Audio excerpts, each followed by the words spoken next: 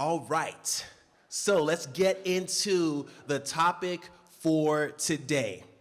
And today's focus, as you can see here, is on market research, understanding audience insights, and identifying buyer personas. Do you guys know who this gentleman is on the screen here?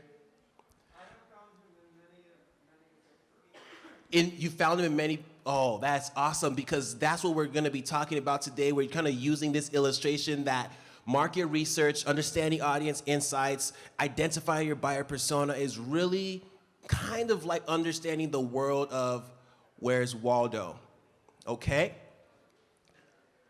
So we're going to just go through a bit of the agenda for today, and feel free to be distracted by the picture that we have here on the screen. But as we start, we're going, as we talked about, we kind of have this overview that we're doing right now. After that, we're going to go into some definitions to help you really understand the terminologies that we're going to be sharing today. And then we'll start with why we're talking about Waldo, how to simplify your marketing audience research, and then what to do with all of that data, what to do with the research that you've done. After that, we'll take a bit of a break. That will allow you to stretch your legs and maybe get a bite if you need a snack or whatnot, and then you'll come back for the work session, and that's when we're going to be applying what we shared in this presentation to your actual business, and hoping that you'll be able to leave with really actionable assets and deliverables. So I hope you have a pen and paper to be able to take notes. I see some notepads and pens and things like that, so make sure you're taking notes so that you can really apply the learnings from today.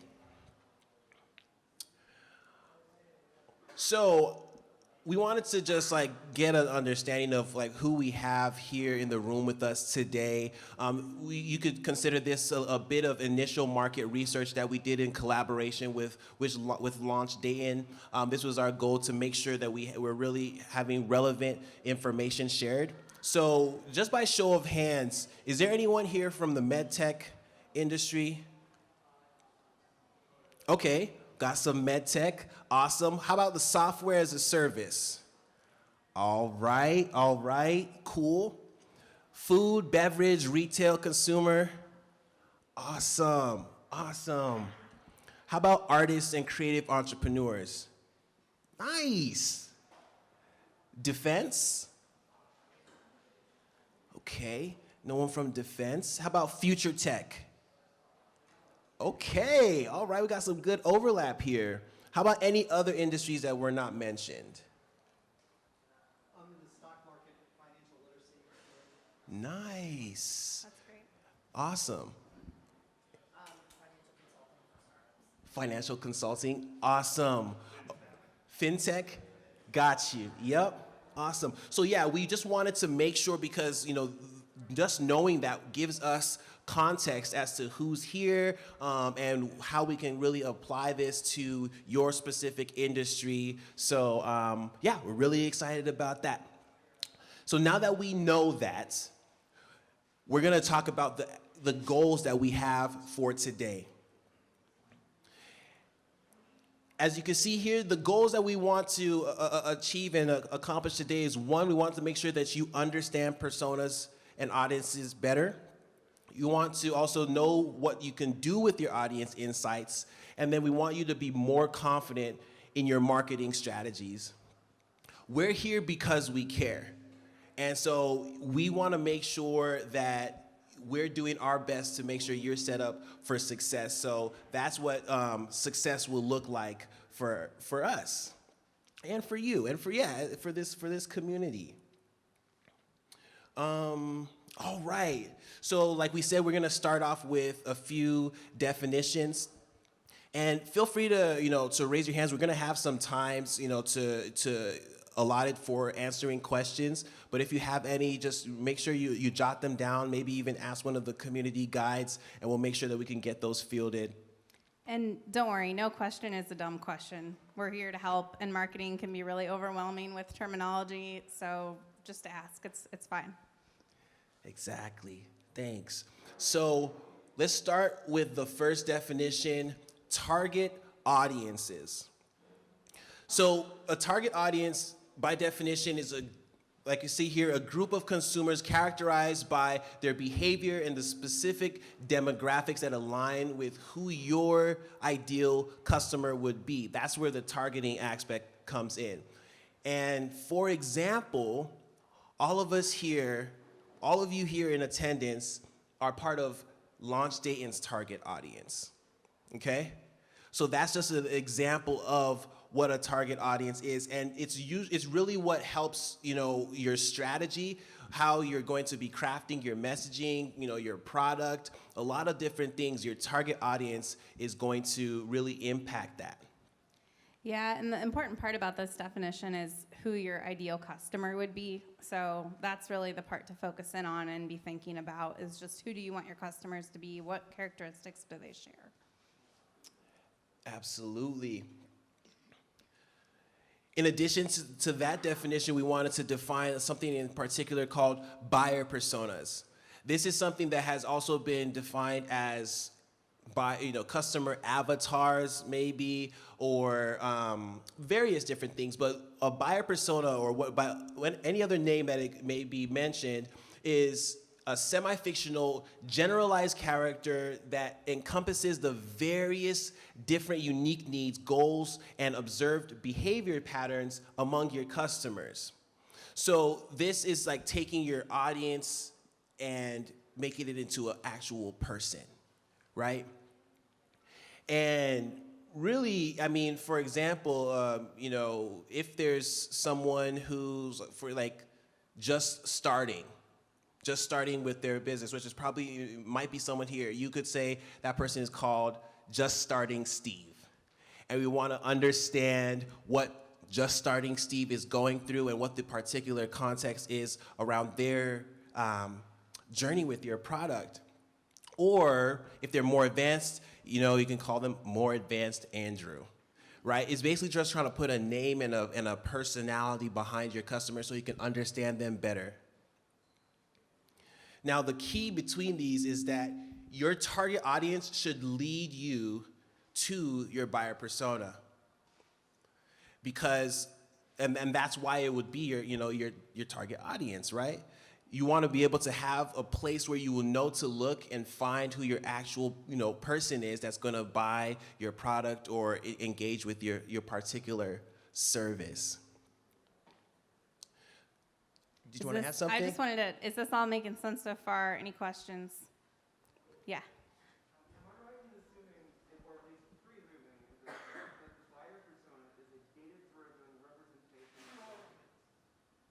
That's correct. Yep. A data-driven representation of your audience. And the reason why it's semi-fictional, is because it's based on data. It's also based on understanding relevance, context that you have with your. But you also want to do, and we'll see that today. We're going to be doing interviews with key people in your industry, potentially people who represent your customers, and be able to ask questions that will allow you to really understand who that. So that's all the qualitative and quantitative data that comes to make that buyer persona.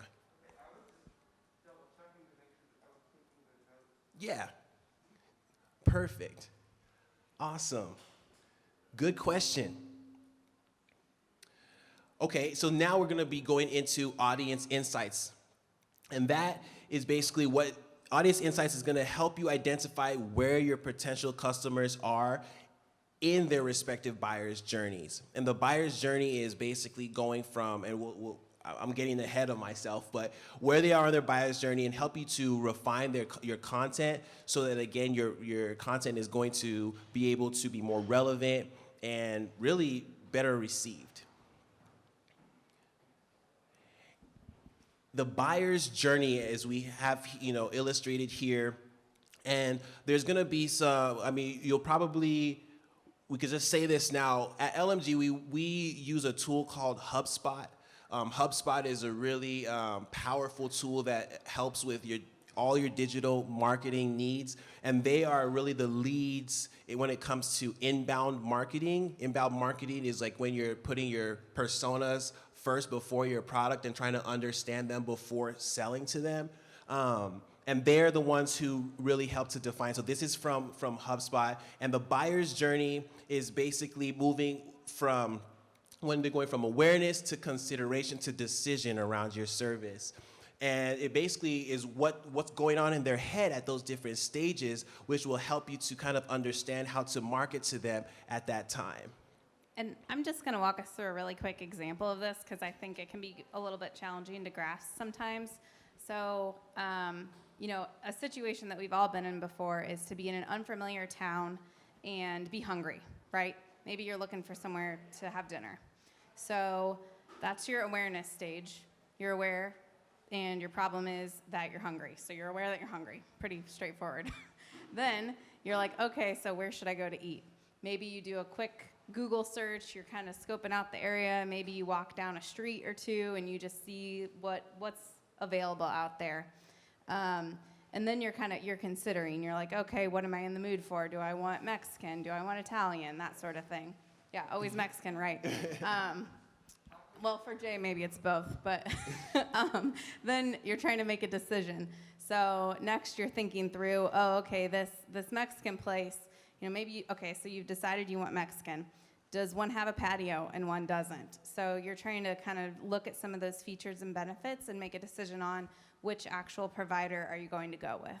So that's just a really kind of simple way to think through this. And if you take that and kind of apply it to your own business, and we'll have a chance to get into this more in the workshop, but you really want to kind of think through, if you're in your customer's head, what are the steps that they're going through to be able to make a decision on what they're purchasing and who they're purchasing from. Absolutely, yeah. And so another tool that can kind of help you to know exactly what to do at that time, depending on where your customer is or your persona is on their buyer journey, is the inbound marketing flywheel. So this is kind of like a coded graphic or visual aid to understand what to do at each stage. So at the when they are aware of their need, what you want to do is attract them. That's when they're more of just like the stranger, just trying to get to know your business or your product. Then when they're becoming more prospects, so now they're kind of considering the action that you want to take with your marketing is that you want to engage them. Give them a reason to start a conversation where they can better consider, better understand your service and your solution. And that should turn them hopefully into customers. And when they're customers, you want to delight them, right? And when you delight them, that'll turn them into promoters, and that will hopefully bring in more strangers that can continue the flywheel and will lead to more growth for your business. Yeah, so if we kind of think about that restaurant example again with the flywheel, you're strangers, you're trying to attract them. So maybe you're making sure that your Google or your business is listed with Google so that people can find you when they search for Mexican food. Then maybe they call your restaurant to see how busy it is, see how long the wait is. What's that experience like? Are they having a good experience then? Or did you say, oh my gosh, the wait's an hour, I don't know, goodbye. So what kind of experience did they have with your company? Then then they make the decision to actually go to your restaurant. What was their experience like with the food? Did they like the food?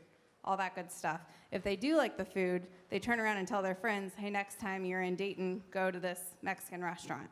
So that's kind of just an example of how that all works together to have a good experience for your customers and growth for your business. We've got a question back there.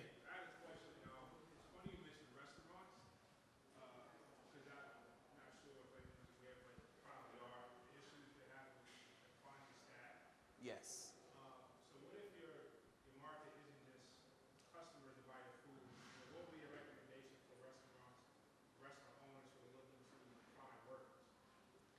Especially in the market that we're in right now. Yeah, I mean, honestly, what's the experience of your current employees that are working there? Are they having a good experience? Are they going to tell their friends that also work in the restaurant industry, hey, we're hiring, I get paid well, I get some vacation days. I get to, work with my manager on picking my shifts. Whatever it is that's important to your employees, if you're thinking of your employees as your customers, whatever is important to them, try your very best to give them that. Try to make working for you a good experience. And then from there, maybe you incentivize those employees to invite their friends to come work with them. Or there's all sorts of different things. I mean, we see it, I think, right now from a lot of restaurants offering extra, sign-on bonuses, or they're advertising all over the place for employees because it is a really tight market for that. Yeah. But I would... Oh, yeah, well, right. Yeah. Yeah. Yeah, but I would say the first place to look is how are you treating your current employees? Are they getting what they want? And maybe that's the place to start. Now, if timing is tight, maybe that's not as immediate of a fix, but in terms of long-term growth, that's where you should be thinking. Yeah. Yeah, and that was a great example to go into another industry and just kind of understanding how this mechanism can work, this strategy can work across industries. Is whatever your strategy is, you want to make sure that you're going to break it down into those 3 phases. What are you doing to attract? So with that one, the employee experience and things like that would probably attract more. And then what are you going to do to engage them? And then what you're going to do to delight them. And being able to just make sure you could break your strategy down into those 3 phases will allow to make sure you have a cohesive strategy to reach your potential prospect or customer. All right. So this kind of goes into what we were just talking about right now, but just asking that question. We want you to just pause for a second, and if you are able to, this will probably be a good thing for you to jot down. Who is your ideal customer? So just take a moment to think about that. And if your business hasn't launched yet, who do you think your future buyers are going to be? If you have one person in mind, maybe it's even someone that helped you prove the need for your business. That might be a person that could be your ideal customer. And is there anyone that wants to share who their ideal customer is? Yeah.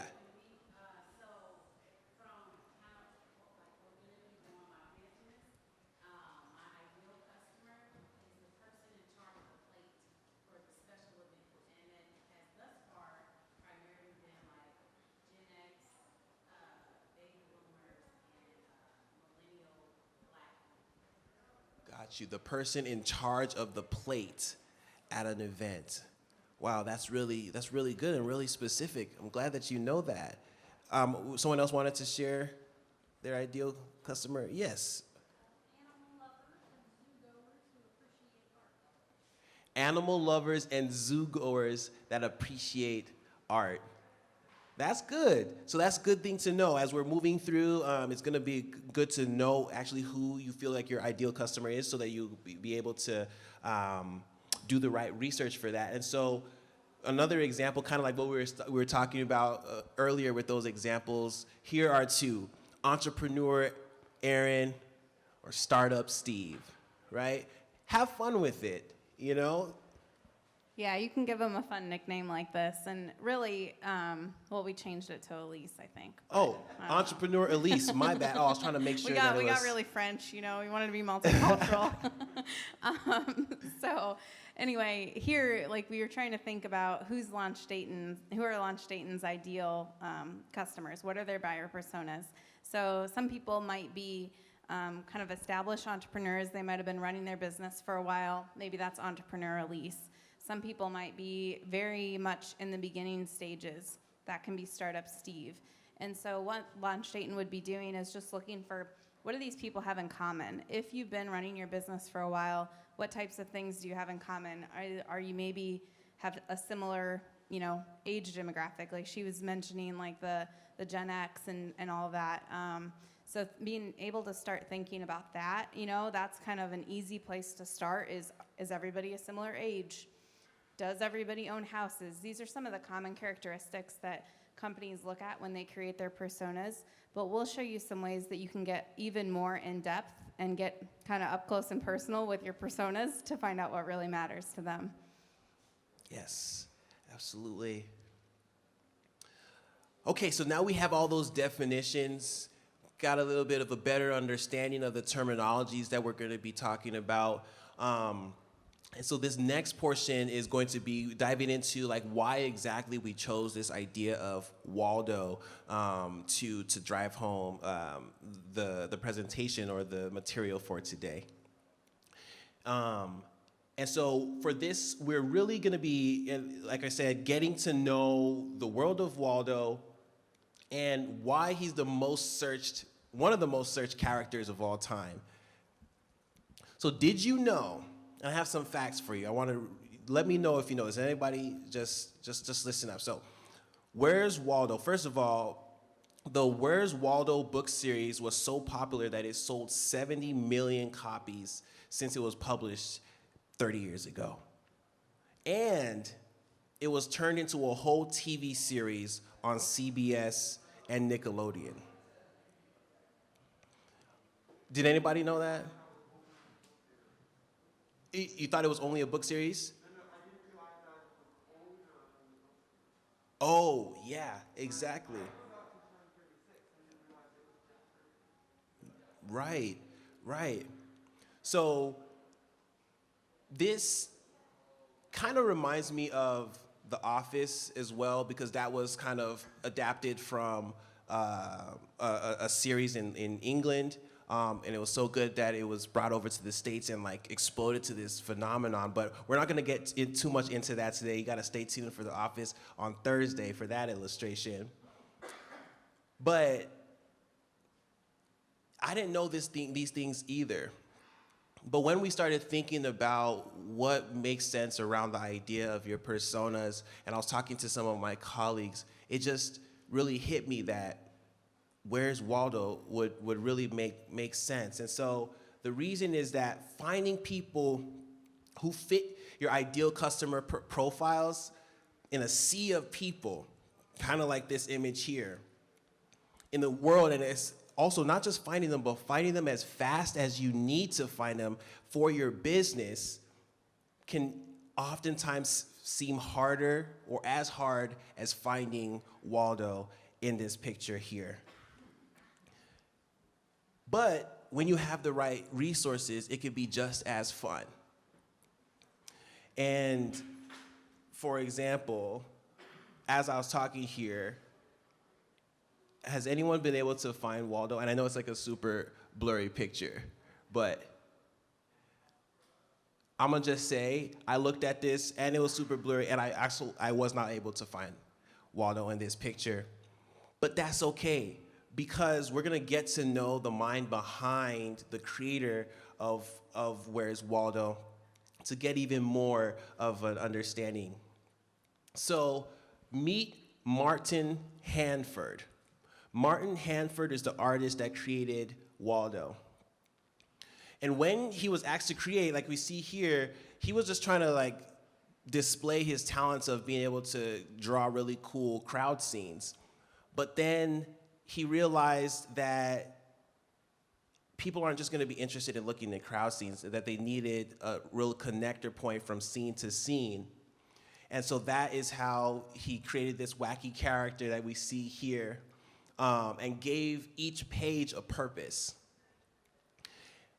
And he said it himself, that's who Waldo is, an afterthought, because he started with the crowds and then he ended up, making Waldo. But as it turns out, the fans were more interested in the character than in the crowd scenes. And that idea here is just like saying, I wanted to pull this point out in particular. The fans, and these are the fans that bought more than 70 million copies, were more interested in the character than in the crowd scenes. And like understanding the why behind Waldo's creation reveals insights to better marketing and smarter content. And the crowd versus the crowd scenes is basically where you'll often find yourself when you're trying to do market research, going from your audience to your persona.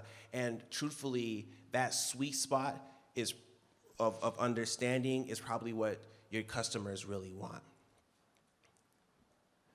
Did you want to add anything to that, Danielle? Keep going. Yeah. We're going to explain this a little bit more, like how relevant Waldo is to Right. you. So, yeah.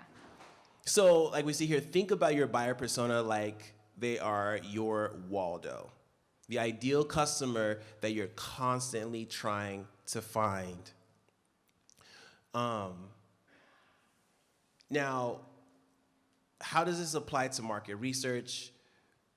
This is kind of like how we're trying to explain buyer personas and audience insights. So, though you may start your business thinking mostly about serving your products to the crowd or the masses, the data shows, and the Where's Waldo phenomenon shows that taking the time to genuinely get to know the unique persons, which are your target customer and their characteristics, that will be interacting with and ultimately purchasing your product, it will give your creative marketing more context, your content more context and connectivity, and it will give you a better chance at sustainably growing your business. And one thing to add to that, so as much as you want everyone to be your customer, everyone is not your customer. So that's where, you do have to kind of figure out who are that select group of people that you can really connect with and that you can really help the most. And that's your target audience. That's your buyer persona. That's who you want to be trying to reach and who you want to really get to know as a business to be successful. Absolutely. So there's two words that we talked about in what I was just sharing: context and connectivity. And these are really two key important elements that you want to have with your customers. Now, this is a quote from Martin Handford. He said, "I can't tell you how pleased I am that Waldo has taken on a life of its own. I'd like to inspire children to open their minds to explore subjects more, to just be aware of what's going on around them. I'd like them to see wonder in places that might not have occurred to them." So with this, Hanford really understood his target audience, which were children and the young at heart. And when your marketing content truly clicks and connects with your target, the ideal customer, it can take on a life of its own.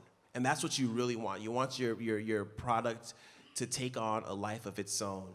That should be the goal. So that was just a little bit of an explanation, a little bit of a walkthrough in terms of the idea of Where's Waldo, how that applies to you finding your persona, and hopefully a little bit of something that you could think about when you're trying to do your own marketing research.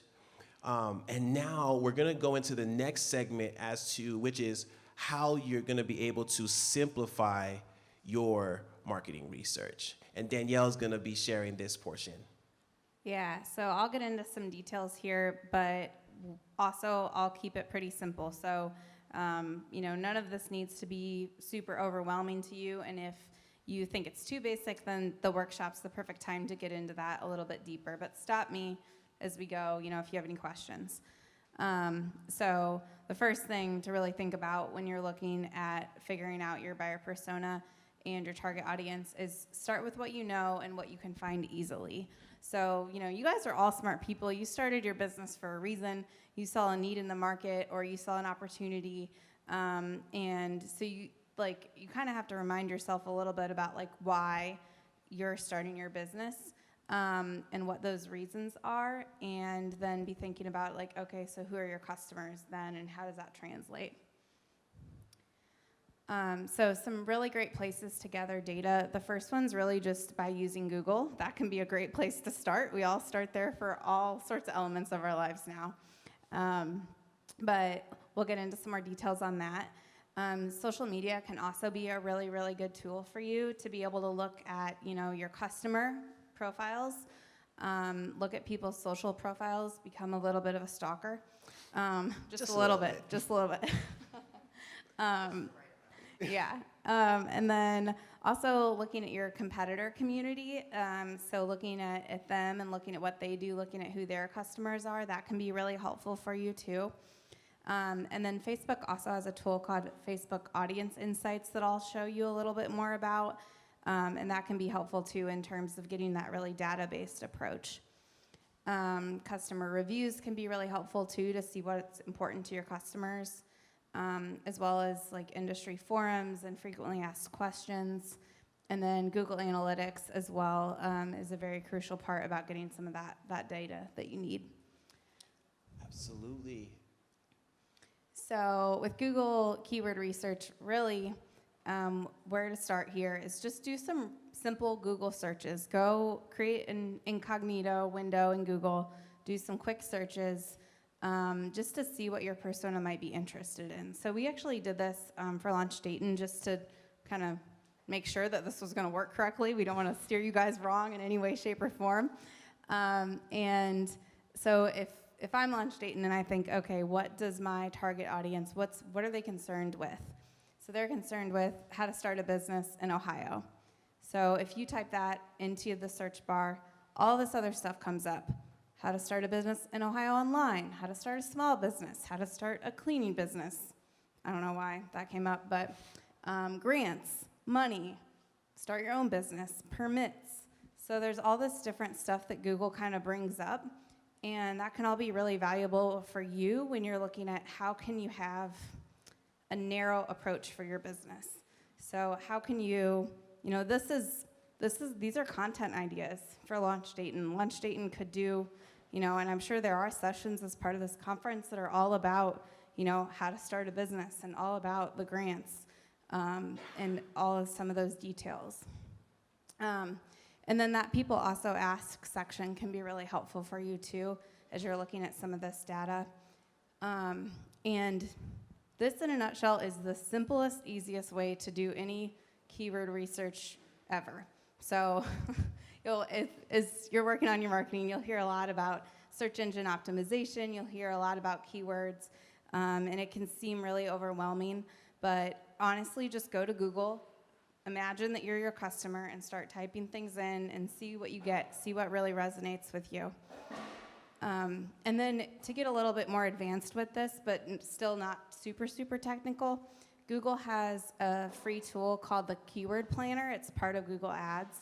And all you need is just to go there with your Google account. So I put the URL in there, but you can literally just you can Google Keyword Planner and find the link that's from Google. There's a couple ads in there, but find the link from Google and sign in with your Google account and just start using the tool. So you can type in potential search terms up there and just see the data. You can see the search volume, which is how many people are searching for this.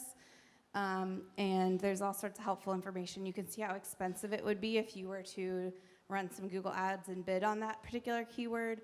But really, this can be a tool for you to figure out what are your customers interested in.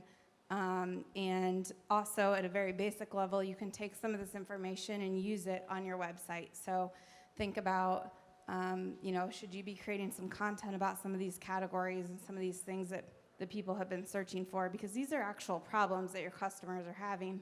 And if you can help solve it and help bring them in that way, that's a really good spot to start. Yeah, and the keywords, just thinking about like, what are they saying? Like when they're talking about your solution or service, that can help with, in addition to your website, if you're trying to make, a marketing campaign, or even thinking about what to write on your flyer, the more you can like align with the actual words and the actual things that they're talking about and the issues like cost, like, that was, there, knowing that that's an issue, that can really help you. And that's a strong audience insight right there. And this all will factor into like when you build your actual personas out to figure out those features. And we'll go in later in the later today, some questions that you can ask your actual customers. And this also can be a really good starting tool to come up with those questions. So like, for example, if I'm starting a business and I see that, people are Googling about costs, I know right away I probably want to dig deeper into that. I want to see what my potential customers, what's their cost tolerance, some of that type of stuff becomes really important when you're doing your pricing. So, yeah, that can be really helpful there too. Can you guys hear me? I feel like I'm fading in and out with my mic. Okay, thanks. Okay, so the other thing that's important, this is where you really get to feel like a creeper. So it's kind of fun, like put a weird hat on or whatever and put your creeper hat on. And so here, what you can do is just pick a couple of your customers that regularly engage with you. So if you have social media channels for your business, who are the people that are, other than your mom, who are the people that are liking all of your posts and really engaging with your content? So then you can go and just look at their profiles, just see, what other pages do they like, what are they interested in, what are they posting about, what are some spots that they frequently visit. Just kind of get to know who they are a little bit. Don't follow them around or anything like that, but just see, what's this person like. And pick a couple people, don't just base everything on one person, pick a few people. You also, can look like who are some of your best customers and kind of look that way too if you know who those people are. But that's a good start. You also can look at your competition. So if you haven't already checked out your competitors' social media pages, look there. Look what kind of posts they're making. Look who's liking those posts. That can be a really good way for you to get an idea of, who are the people that are your customers? Yeah. And, with the audience insights, if you have a Facebook page already established, you can look at that and just understand, like you're saying, what other pages that they're liking. It could show you what times of day they engage on social media. That's just, speaking directly to social media, but that really can help, gathering those kinds of pieces. And it's right there on your Facebook page. If you just go and click on the Insights tab, you'll just have a wealth of audience insights and information right there specific to your brand. And don't change it. The other thing you can do in terms of social media is upload your customer list. So if you have a list of your customer emails, you can upload that to Facebook and to Facebook ads. And they have a tool called Audience Insights that you can look at and see all sorts of information about your customers. So you can see some of that demographic information that we were talking about earlier. You can see what are some of the other pages that they like. You can see where they're located, what their activity is like on Facebook. You can even see some household information. And how likely they are to purchase.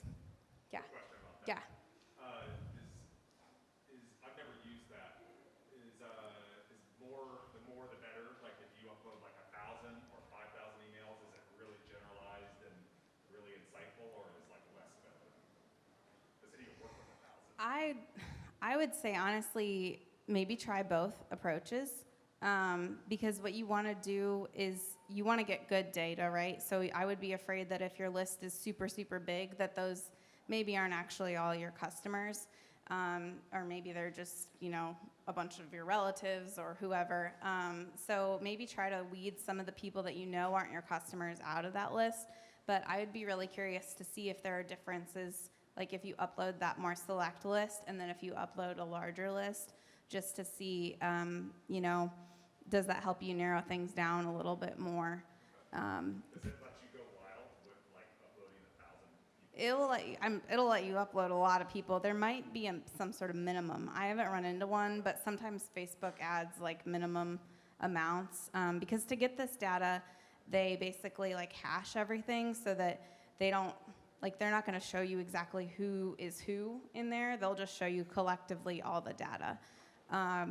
The other thing I would think about, make sure you keep in mind too, is to not, maybe when your customers signed up to get emails from you, you want to make sure you keep that information private.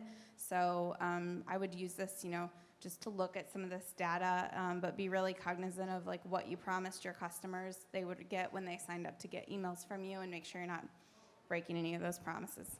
Not that you would intentionally, but just a reminder. So is there another question or? Yeah, there was a question back there. Yeah.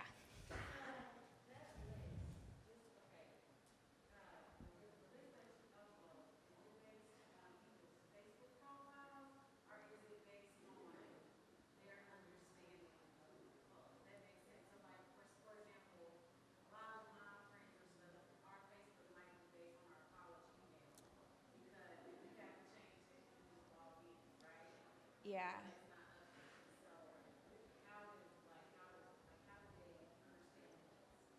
Yeah, so Facebook does a lot to try to encourage people to update their emails on Facebook. So even if they had created or even if they had created their Facebook account with like a college email, Facebook has likely encouraged them to update their email address at some point along the way.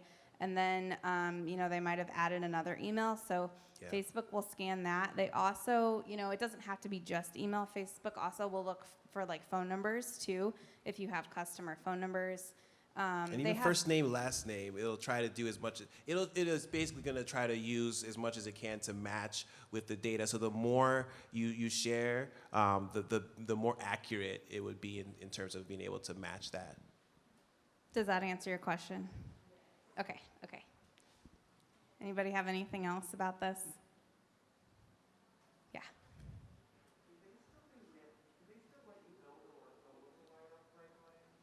Yes. Yep, they do. Yep. Yes, you can still build lookalikes.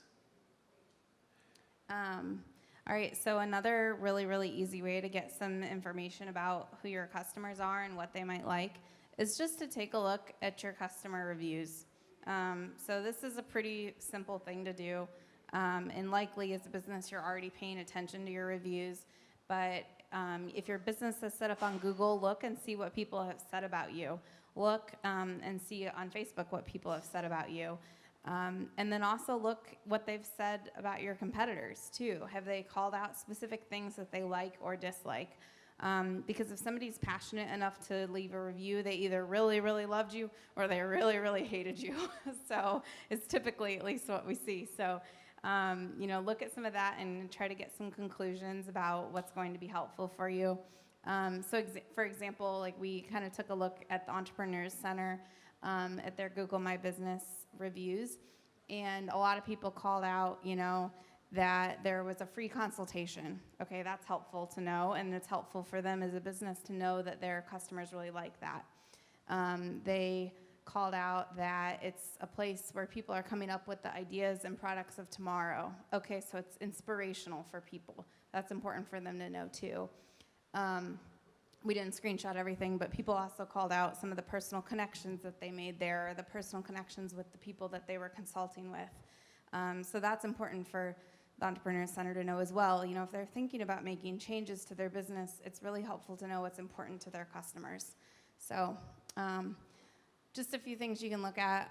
You also could conduct a survey, if you have some of that customer information and you're trying to make some decisions about your business, or you're trying to get a closer idea of who your customers are, you can do a quick survey. It doesn't have to be anything in depth, but just ask them some of these things that you might be wondering about. Another good place to get some of this information is just what industry groups are out there that exist. Even here at this event, if you're talking to people in your own industry, what are some of the commonalities that you're seeing? Can you get a better idea of your customers by talking to a related business? So just thinking through some of that stuff is good. You also can do some more social profile stalking to find this out too. And if you're in the B2B space, LinkedIn can be a really good spot to look for too. There, you can join groups on there and just try to get more information about this is what my industry is concerned with, and this is just what's important to them, and these are who these people are. And then, if you want to kind of take it to the next level, you join the group, you participate in the discussion, you can ask some of these questions, that sort of thing. Yeah, and just actively listening, actively engaging, and trying to gather any trends that you're seeing that would help with those insights. I can duck this Yeah, through, sure. for sure. So to get even more specific, so I feel like we started pretty general with some definitions, then we got into some things that you can do to learn more about your customers. And this is really, if you want to create a buyer persona, this is how you do it.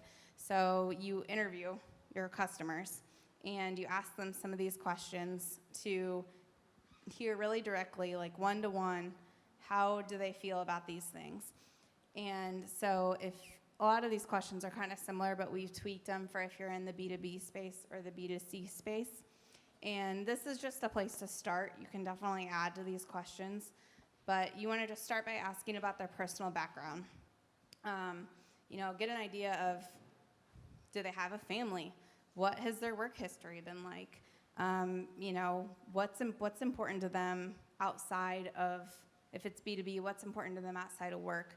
If it's B2C, just look for information about where they live. We mentioned if they have a family, all of that stuff can really help you get this picture of who your customer is. So also you can dig into some details about like their company and their role if it's B2B.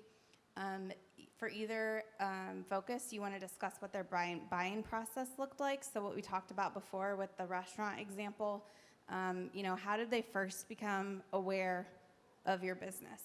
How did they first become aware? What problem were they trying to solve? What were they looking for information on? This is all just really, really important for you in terms of helping customers find you and making those customers happy. So also looking at how they use the internet and social media is important too, because a lot of times that's where the search to solve their problem or to look for a provider, that's where that starts. So you want to understand, what are they doing online? Do they not care about Twitter, or is it their first place they go for everything? So you just kind of want to dive in and just explore the relationship that they have with your business and why they like working with you, or why they maybe don't like working with you. You might find out some things that are kind of sticking points for them. And with these questions, you want to talk to a few different people. You don't want to talk to just one, but if you think that you have kind of more than one customer persona, more than one group that you're going after, you do want to try to categorize people ahead of time. Maybe that's based on business size. Maybe that's based on, like for launch date, and maybe that's based on where they're at, in their business building process.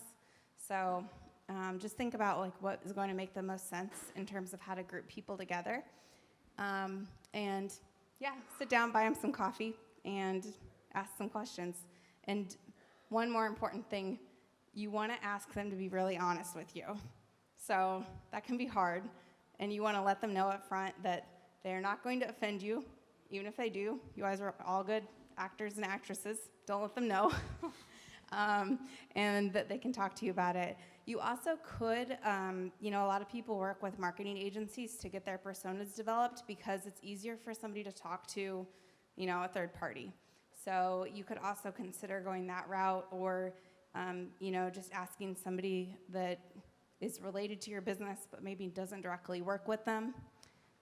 Just anything you can do to make sure you're getting their honest opinion and answers. So. Yeah, and this is one of the parts that we're really excited about getting into during the workshop is trying to identify and draft some of those questions that you would be asking your personas at that time. So stay tuned for that, that exciting bit. So then, now that we've been able to kind of see how to like simplify or understand where to find the data that you need for your market research, we wanted to just take some time to really understand what to do with all of that data in terms of your strategy.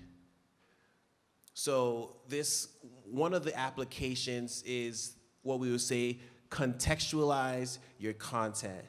And what we mean by contextualizing your content is meaning that you should add context to your content. So when you start to understand what age they are, what they're interested in, potentially what their pain points are based on the customer reviews that you've seen, the keywords in terms of like what's being searched, use that as the context to really refine your message and refine the solutions that you're providing so that it's actually relevant to your customers at the time that they're interacting with your brand and with your solution and your product. And an example of this would be, so like for Launch Dayton, we saw a lot of people were Googling how to start a business with no money. So Launch Dayton decides, at this conference, we're going to do some sessions that really focus in on that. So they're adding some context to the content that they're sharing with you as their audience. So, same thing if you found out that if you were a restaurant and you found out that people complained on your competitors' Facebook reviews about slow service. So you would be like, okay, I want everybody to know that I have fast service and I'm gonna guarantee a 20-minute lunch or whatever. I'm not saying that you would do that right now, but you could. You could look for those little nuggets of information that can help you stand out for your customers. Yes, so layering the context gathered, the persona audience research onto your marketing and sales content strategy. The other thing would be to utilize the strategic targeting. And that is really saying using the data that you gathered to create strategic targeted audiences for more effective marketing and advertising. So on one side, we're talking about the context, but then also we're talking about you're not talking to everybody out there. So how you can actually, target with that content, and then if you are doing any advertising or you have an understanding of like platforms where specific age groups are on, you can really target those platforms so that you can reach your customers. I want to see you all do a TikTok video if that's who you're trying to reach. Exactly. But really, so if you've already uploaded your customer list to Facebook, maybe explore that as a potential way to target your customers. Or, maybe you found out, oh, my customers are really interested in this industry group. So you decide to join that group. You decide to attend some of their events, that sort of thing. Absolutely. So really the goal of your market research is to be able to identify exactly what drives your buyer personas, to make those purchasing decisions, thinking about their goals, their problems, and any potential blockers. Just being aware of those things allows you to avoid the ones that you don't want to align with, and you will be also able to more align with the parts that are goals for them and the things that they're passionate about. So to bring it home, we put together a persona profile for Waldo. And we actually didn't put this together. This was from a fan website. Waldo has a fan website, just so you know. That's how cool he is and how popular. But this is kind of an idea of what a potential persona profile might look like when you're able to, after you've done the different research, you've conducted the interviews, and we could see, that Waldo, if you didn't know before, he has a family. And that consists of his pet, Wolf, as you see down here. His mother's name is Waldini, and cavemen are his ancestors. He lives in the land of Waldos. Here's a really interesting thing, is the different items that you could find him with. And you remember the first picture, he had a whole slew of different things that were on. The walking stick, the kettle, the cup, backpack, sleeping bag, binoculars, the belt, shovel, books, all of that. He also goes by some different names at times. Walter, Holger, Willie, Charlie, and Wally. Now, if you read over here, this is where we get into the thing that you would really distill from those interviews and understanding, from reviews and things, where it says, you can start to tell your persona's story, right? And so you can read here, it says, Waldo is always ready for an adventure with his walking stick in hand and trusty dog Wolf by his side. His favorite hobbies are reading and collecting things from his many travels. If that was your audience, and you now know that he's really interested in reading and collecting things, that might be a way that you can tailor your messaging to really highlight that. Age is unknown, but the creator said that if he did have an age, he'd be 32. So I guess the age is known, and it's 32. Height is described as tallish, weight is lightish. Waldo has a happy-go-lucky attitude and is often seen with a smile on his face. So understanding your buyer persona is like understanding Waldo, what he likes, the essential things that he, the items that he sees, that he has with him. And all of those things can really help you to look for what you're trying to find and find them faster. So when you in the Where's Waldo books, one of the secrets to being able to find Waldo is to look at Waldo and understand what he actually looks like, so that you can find him in the crowd. And so it actually took an artificial intelligence 4.5 seconds to find Waldo in any picture after scanning a profile of Waldo. And now, you might not ever be able to find your customers in the crowd that fast. However, when you understand a little bit more about them through audience insights and market research, you'll definitely be able to find them faster.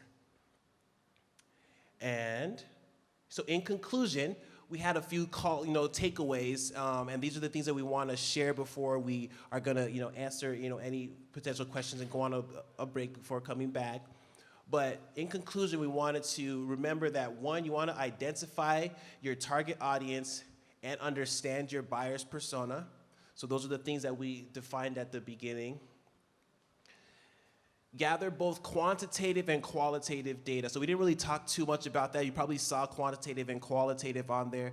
But if you, just to explain those, quantitative data is the things that are really involve like numbers and statistics and those kinds of things. And then qualitative data are things that are more about just how people feel and how they, how they behave and that kind of data. And a mixture of those two would really be able to get you to a strong persona profile.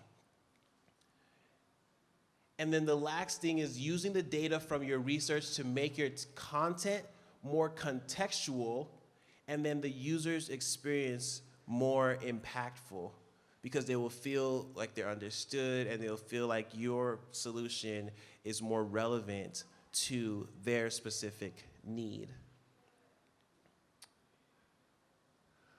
So, are there any questions at all from what we have shared today? After this, we're going to take some time, if you wanted to stretch your legs, and the next thing we're going to transition into is going to be the work session where we're applying some of those learnings to your actual market research. But before that, are there any questions that we can answer? Got one back there.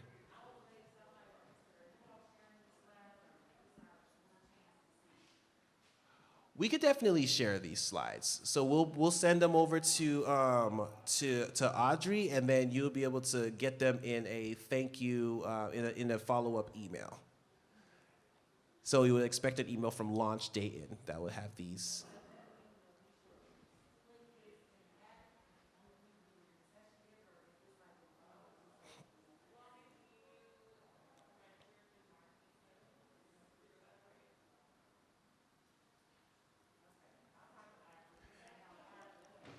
All right, perfect. We'll try to we'll do our best to make sure this is available for you to review later.